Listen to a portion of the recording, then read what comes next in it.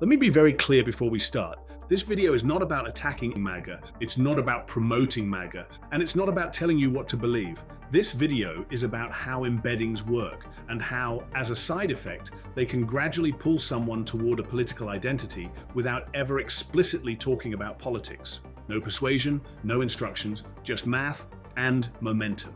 I'm Dr. Dude, let's abide and get in it. And this is a real-world example of how embeddings shape people. Here's the core idea you need to understand. Embeddings don't change your beliefs. They change what feels adjacent to you. They don't convince, they connect. Every click, pause, like, comment, and rewatch nudges your position inside an invisible space, an embedding space, where similar ideas cluster together. Once you're in motion, the system doesn't ask where you want to go. It just keeps moving you smoothly forward. Imagine a perfectly ordinary starting point. Someone watches fitness clips, discipline videos of self-improvement content, nothing political, no ideology, just motivation. In embedding space, those videos sit near ideas like personal responsibility, self-control, individual effort, and anti-excuse thinking. Still neutral, still harmless, but embeddings don't stop there. They look for what's nearby. From discipline content, the system begins to surface adjacent material, comedy that mocks laziness, clips criticizing participation trophies, jokes about weakness and softness, still not political, still funny, still relatable. But now the surrounding neighborhood includes cultural frustration, status anxiety, and the sense that something in society feels off. The system isn't steering, it's continuing the line. This part is crucial. Embeddings don't understand left or right. They don't understand conservative or liberal. They only understand patterns of meaning. So when content about distrusting institutions, mocking elites, or questioning authority starts appearing, that isn't political targeting. That's semantic similarity. The algorithm isn't saying, here's MAGA. It's saying people who engage with what you engaged with also stayed for this.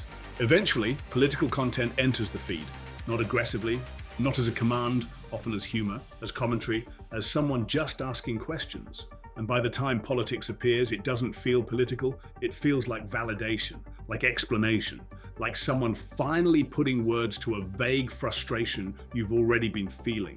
That isn't persuasion, that's recognition. Now let's talk about engagement. If someone watches longer, replays a clip, comments angrily, or argues in the replies, the system records exactly one thing. This content holds attention. It does not record agreement. It does not record intent. Outrage and support look identical to an embedding model, so even disagreement can pull someone deeper into a cluster. The system cannot tell why you watched, only that you did. At some point, something changes. The feed stops saying, here's something you might like, and starts saying, this is for people like you. The content becomes more confident, more direct, more identity affirming. Leaving that space no longer feels like changing an opinion. It feels like abandoning a group. And that is the most powerful lock-in mechanism of all.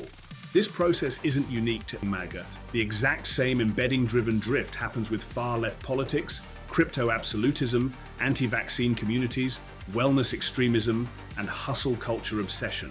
MAGA is not special. It's just a clear, high-contrast example of what happens when identity, grievance, and engagement align inside an embedding system.